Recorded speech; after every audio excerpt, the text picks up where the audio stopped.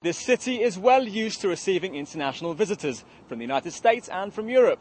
But since the dust on the War of Lebanon has settled, we haven't seen that many famous people passing through the streets. Until today, British Prime Minister Tony Blair's in town. But I'm standing outside the King David Hotel, and inside is the British Prime Minister, Tony Blair. Now, he hasn't come to Israel this time round for that much attention. It's not easy to catch a glimpse of Tony Blair this time round. Last night he met with the Prime Minister Ehud Olmert, and today in a series of closed meetings in the hotel behind me, he will meet with Tzipi Livni, the Foreign Minister, plus the parents of the 2 Israeli soldiers still captured in South Lebanon. This is not the usual sort of trip for the British Prime Minister. He isn't really here long enough to do that much of the diplomatic knocking of heads that he's used to. This is a 48-hour-long handshake-a-thon. Well, the background to this visit by the British Prime Minister, he's announced he'll be stepping down. So the ramifications for that for the British public, they'll lose their Prime Minister for a decade, but Israel will lose what has been a strong political ally and friend, and the ramifications of that could be huge.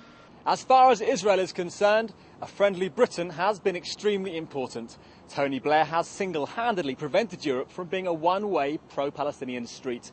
The war in Iraq badly damaged those European leaders who supported George Bush and the US, and since then anyone who stands with the USA, on Middle Eastern affairs at least, is in for a tough ride, both domestically and internationally. This warm embrace with Ehud Olmert should be taken literally. These are 2 men united by a common ideology. They stand firm against terror and are wary of the European camp who seeks to appease it and seek a rapprochement with some of the dangerous elements in the Arab world.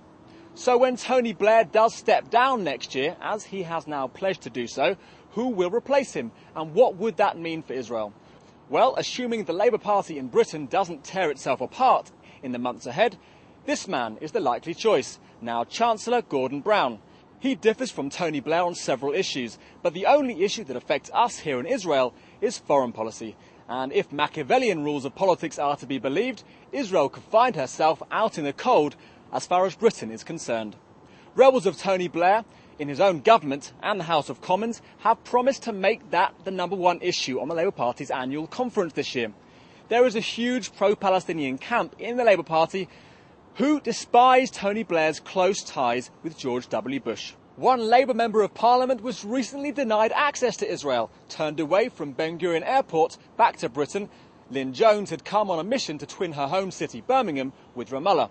Ahead of Tony Blair's current trip to the region, the voice on the Palestinian street was that the British Prime Minister was not welcome. They said he stood by allowing Israel to bomb the Lebanese freely, and now they say he's not welcome in Ramallah or any Palestinian city.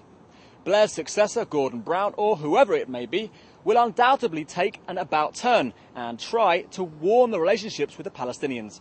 And that, for sure, would be at the expense of friendly ties with Israel. So with Tony Blair in the Middle East, for a trip that is really not more than a surface attempt to paper over cracks after the recent war that did neither Blair or Olmert much good at all, this is the snapshot. But the bigger, more important picture is the end of the Blair era, and quite possibly with it, the end of a close Israeli-British alliance.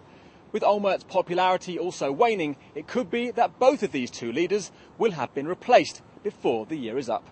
For Info Live TV, I'm Adam Ross in Jerusalem.